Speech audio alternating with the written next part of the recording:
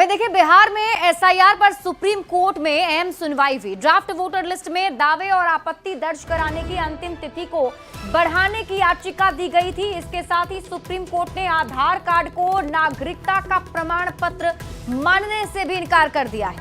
वकील प्रशांत भूषण ने आधार को नागरिकता का प्रमाण के रूप में स्वीकार करने की अपील दी थी।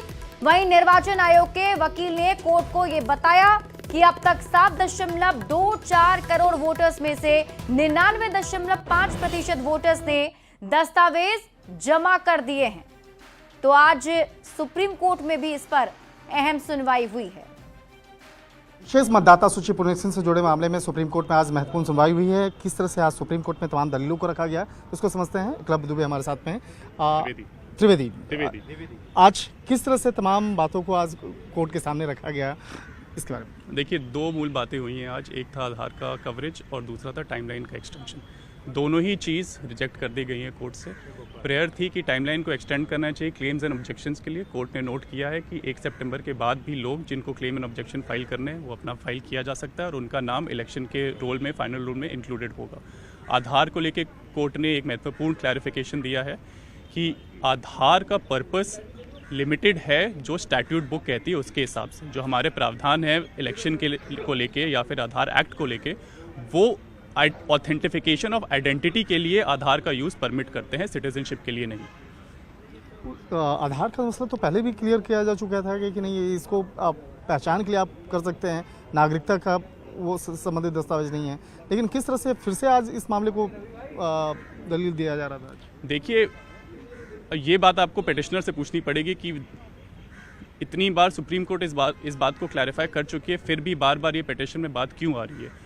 हो सकता है उनका मोटिव ये है कि किसी तरीके से आधार का इंटीग्रेशन और बढ़ता चला जाए तो आने वाले टाइम पे शायद उसका कवरेज ये लोग आर्ग्यू कर पाएँ कि एलिजिबिलिटी डॉक्यूमेंट ही बन गया है अब तो आधार, और प्रेसिडेंट के रूप में इसको स्वीकार किया गया है।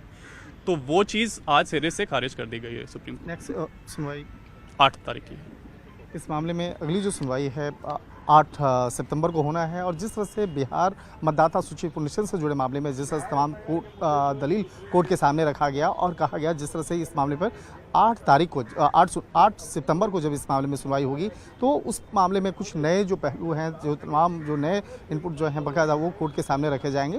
लेकिन देखा जाए जिस तरह से इस मामले में आधार का जो मसला है वो लगातार पिछली सुनवाई के दौरान में लगातार इस मामले को लेकर चर्चा का केंद्र बना रहा है। और हालांकि इस मामले में कोर्ट पहले भी स्पष्ट कर चुका है कि वो आधार जो है एक पहचान का आपका दस्तावेज हो सकता है, लेकिन नागरिकता संबंधी दस्तावेज नहीं है।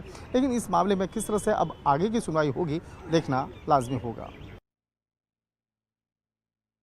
इस बीच आपको बड़ी खबर बताते हैं, निर्वाचन आयोग ने जारी किए हैं एसआईआर के आंकड़े, जिसमें निर्वाचन आयोग की तरफ से जानकारी दी गई है कि राजनीतिक दलों की तरफ से 144 दावे और आपत्तियां दर्ज कराई गई हैं। आज एसआईआर पर दावे और आपत्ति दर्ज कराने का आखिरी दिन है।